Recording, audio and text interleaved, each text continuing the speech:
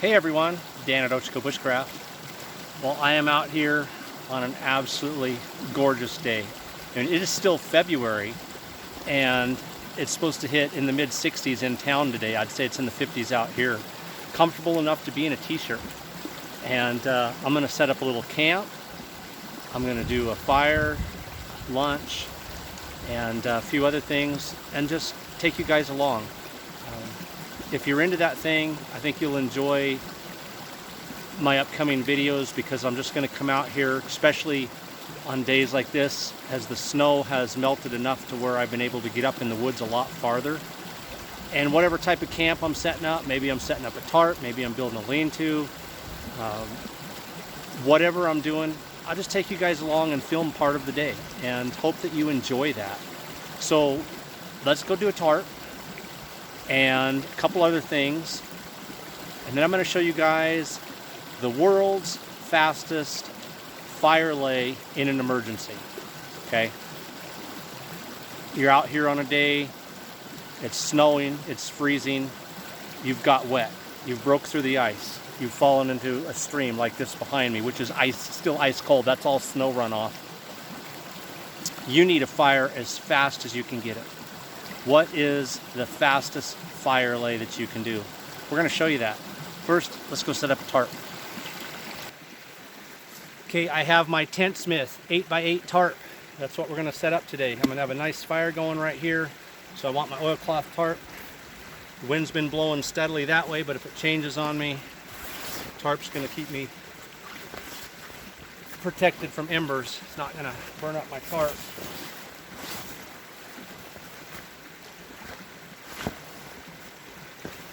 And I'm just going to do a standard setup, nothing fancy. So I've already got my cordage around the tree over here, so I'm going to go ahead and put that through.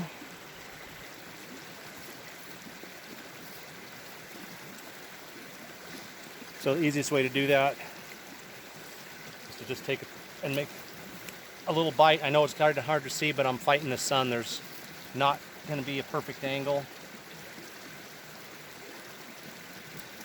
Okay, this side's ready to go. And I'm going to run this over to another tree and put a trucker's hitch up.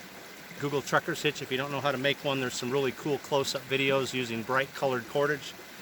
But I got to get my tarp threaded on my cordage first.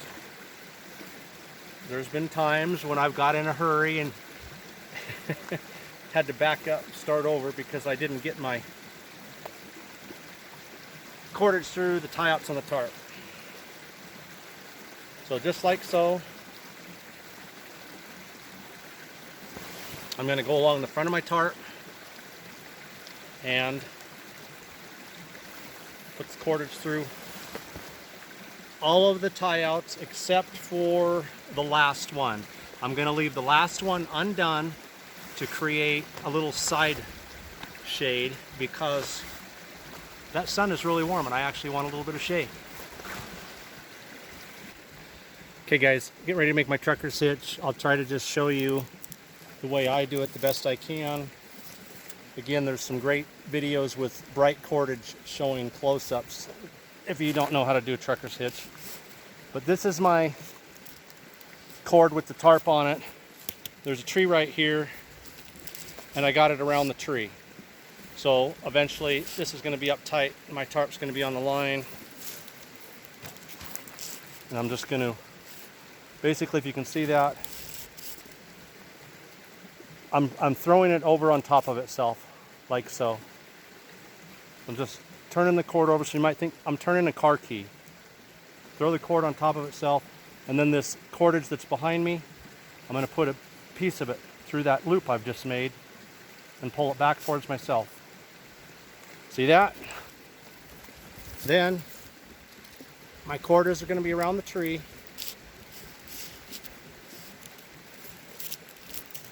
Oh, let me pause you guys. I pulled that out. Hang on. Okay, I remade my loop there.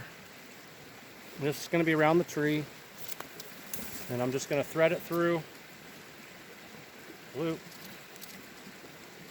pull it tight. That's a standard trucker's hitch. Problem with that is this tarp weighs a lot, so as soon as I let go of tension, I lose my tarp. So if you put that through there twice, and then when I pull it up, it stays tight. So I'm going to get that really tight, heavy tarp. Just throw this across, these two, pull this through.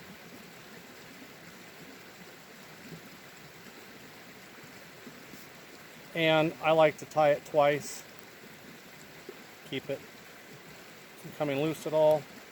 And there you go, trucker's hitch is done. And again, check out on YouTube, just type in trucker's hitch and get some great videos. All right, I already have pressing loops on my cordage. I put my tarp line away with them on there. There's different ways that you can do this. And I'll just put my pressing loop through the tarp loop and then pull that tight. Let me go do the same thing on the other end. And remember, I told you I left the end tie out undone, so there'll be a partial side. So I'll show you that here in a second. All right, let me give you guys a walk around. So I folded the back part underneath, so I didn't use the full length. And as I said, I left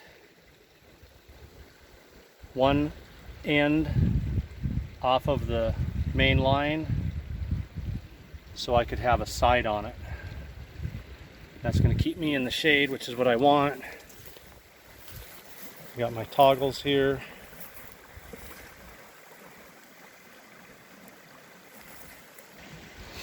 And then the back is staked down, and I used the center tie out and a toggle, some bank line, and ran up a trucker's hitch to the tree behind me to pull the back out farther and give me some additional room inside. And this is what it looks like on the inside.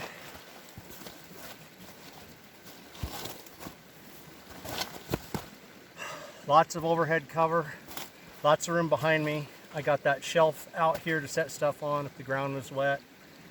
And I got my side pulled down over here. So if the wind or something does change directions, I'm protected on that side. And I got partial protection from the tree here. And right behind you guys is my fire pit. Let me show you that. So I went ahead and dug me out a fire pit and can put me about a 3.5 or so foot long fire in there, and that'll be right out in front of me.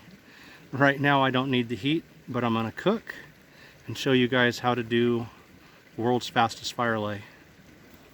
Okay, world's fastest fire lay, and again, we're talking an emergency. We're not talking camp out where I might want to have a long fire and take the time to gather up all of the materials and lay it out, or a pyramid fire, or log cabin, or whatever else, teepee fire.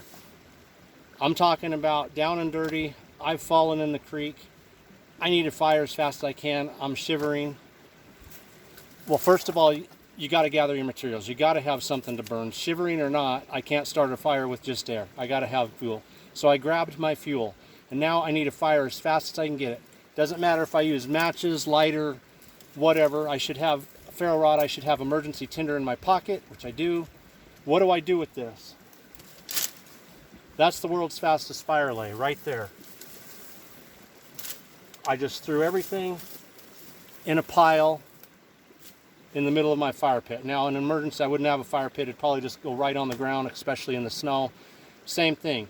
World's fastest fire lay is just to take an armload of dry tinder and throw it down, and then you're going to take your emergency tinder, which should be in your pocket every time you're in the woods, and you're going to lift this up in the middle, about halfway, and you're going to stick your tinder in the middle, and then just pull the top over the top of the tinder and let it start burning in both directions. Okay, in my pocket, I have a container, cotton balls saturated with petroleum jelly. That is my favorite emergency fire starting source. We're not doing bushcraft, we're doing real survival. World fastest fire lay. Just throw everything down, get your tinder out. If it's warm enough to get a lighter, use your lighter, wind waterproof matches. If you don't have those and it's too cold to get your lighter going, then you should have a ferro rod with you. Still need to fluff this up a couple times so it'll catch a spark. And then again, like I said, you just pull up, a big chunk of this and stick this in the middle, down there in the middle. And then once that starts going, pull everything back over the top. Okay, emergency fire. Pull everything back over the top. Let the flames start working up through. Take some of the stuff that's fallen out. There'll be stuff that's fallen off to the side. Start breaking it up, getting it on top. Stuff that's fallen off to the side over here. Start breaking it up, putting it on top. Feeding it all back in. Feeding it all back in on itself.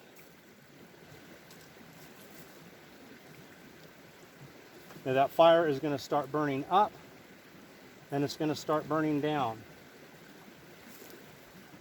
Now,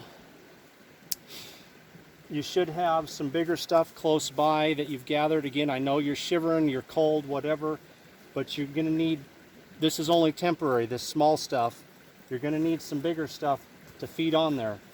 In the meantime, you can keep pulling the stuff off the sides that's fallen out and piling it on the top.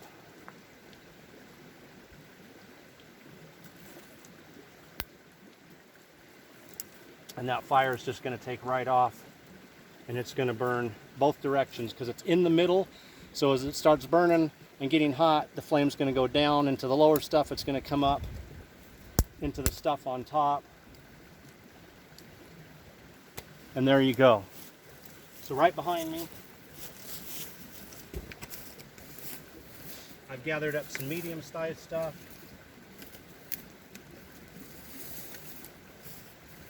And some bigger stuff behind it.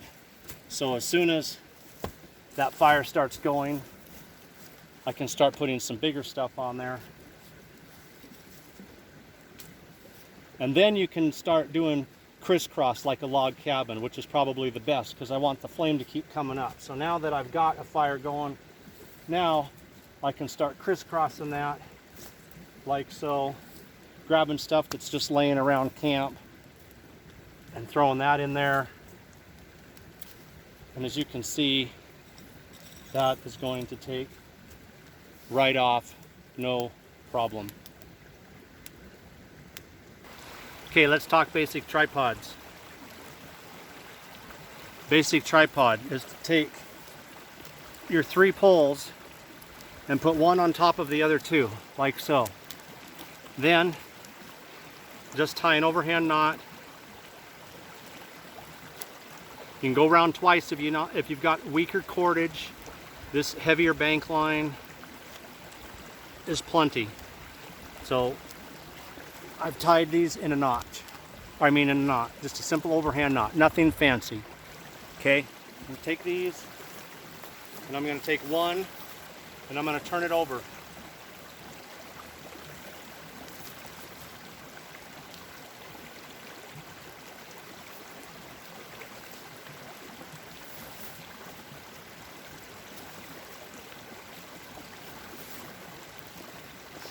That created a bunch of tension when I spun one over, and now this is tight. This is a very simple tripod if you want something for cooking, hanging stuff off of. I'd do a more complicated lashing if I was gonna make a raised bed or something off it, but this is all you need. The other thing is you want to leave you a nice long tail so that you can put something on here to hang your pot off of. The simplest pot hanger is to just find a branch with a Y on it. I already chopped my Y off. As you see, once you chop the Y off, you've got a little fork here. The bail on my pot hook's going to go right over that. So what I'm going to do is I'm just going to make a place up here near the top and go around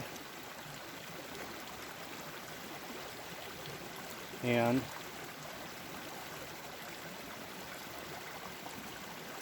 make a place to tie my cordage where it won't slip off.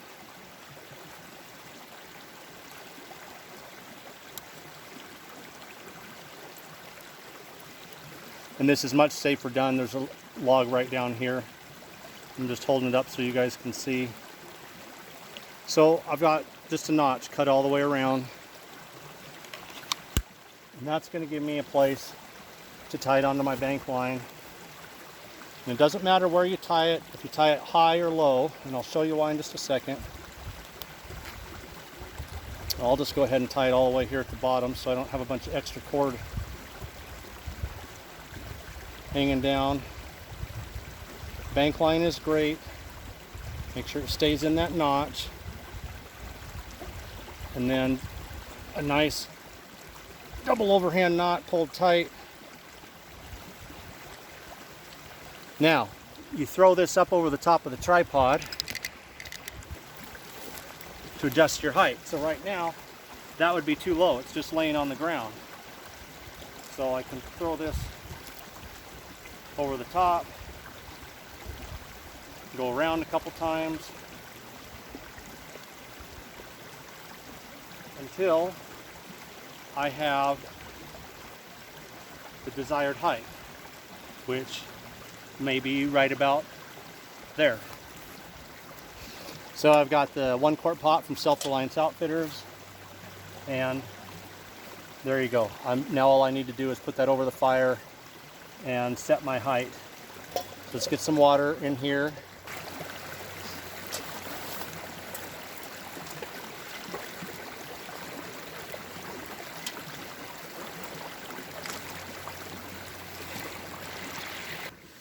All right, as I've talked about in other videos, the backpackers meals are just getting so expensive that although I still buy them occasionally and use them in emergency kits, I'm looking for cheaper alternatives.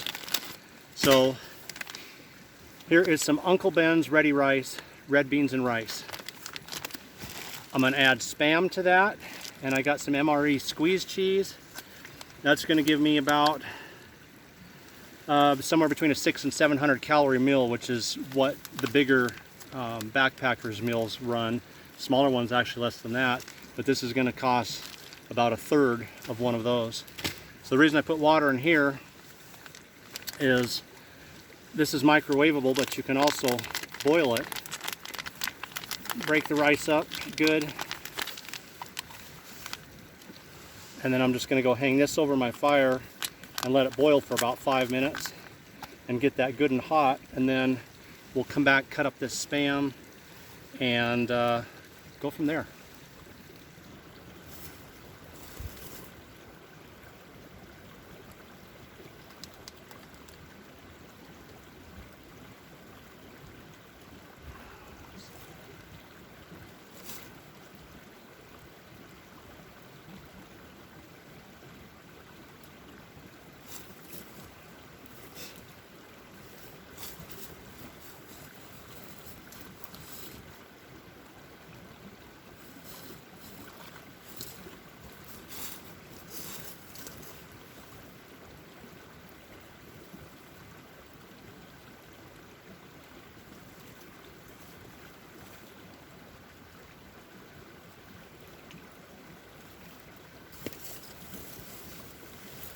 All right, I tried to move it to the back end of my fire so I'm not getting the flames coming up and hitting the bag.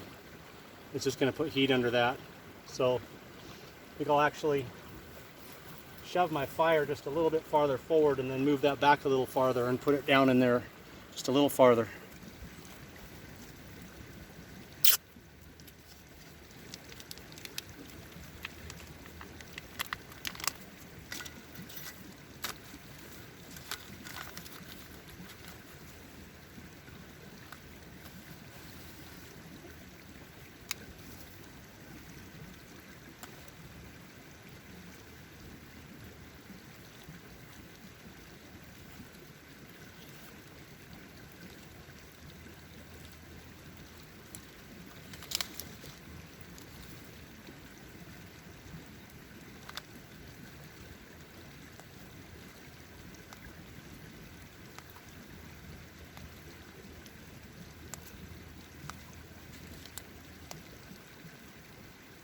Perfect. All right, that looks like it's going to be plenty hot. So I'm going to get that out of there.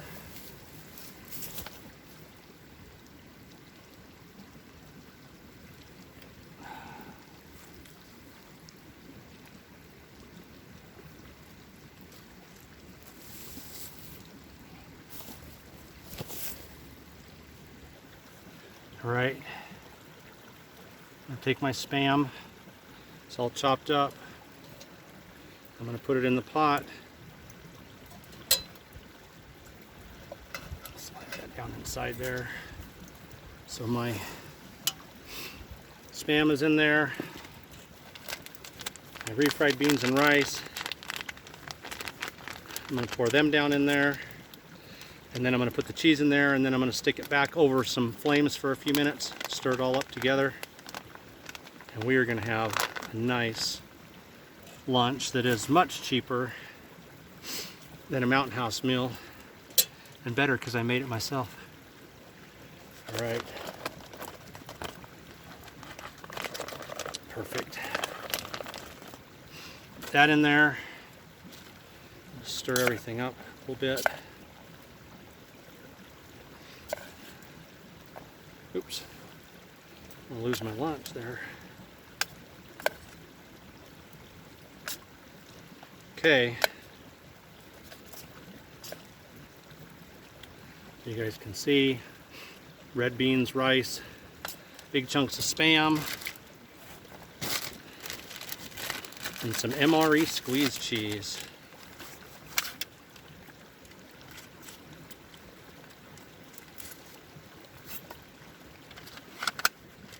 Just squirt some of that in there. I'm watching my fingers, that pot's still hot. But basically, I'm going to squirt a bunch of this cheese down in there.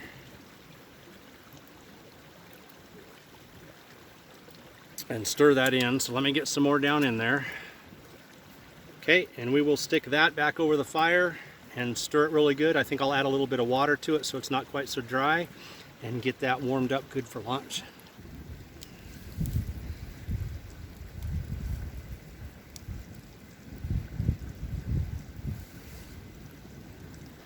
All right, we got that thing boiling in there. I added some water. The cheese melted into it, gave it a delicious cheese sauce. And if it were cold out here, that would just make it even more filling. See if you guys can see that there. Red beans, rice, melted cheese, Spam. This is going to be good. This is going to be delicious. Okay, first bite on camera for you guys, and then I'm gonna take a break and enjoy lunch. Man, there we go.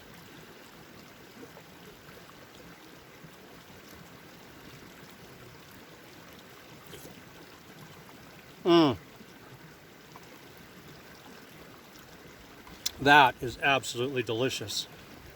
You guys, you know, most like Mountain House meals, for example, are based with rice or pasta. So you've got rice, and then you've got some kind of meat, chicken, beef, whatever. You can get packets of Spam, packets of chicken, packets of tuna. There's even packets of beef, taco mix, all kinds of things now you can get. And then just take out some rice, like this Uncle Ben's red bean and rice, some pasta, some ramen noodles, whatever. Mix that in. If you like cheese, add cheese, your favorite seasonings. When spring comes, I like adding nettles. Pretty much everything out here, soups, stews, I boil up stinging nettles and put those in for more nutrition, dandelion leaves, whatever. But you can really save a lot of money doing this. And just the fact that you made it yourself makes it taste better. So this is just, like I said, a day out doing my own thing. I'm going to let the fire burn down. I'm going to take a hike. I'm going to enjoy the day out here, and pretty much as I'm able, come out and do stuff like this and just bring you guys along for part of the trip. Take care, everyone.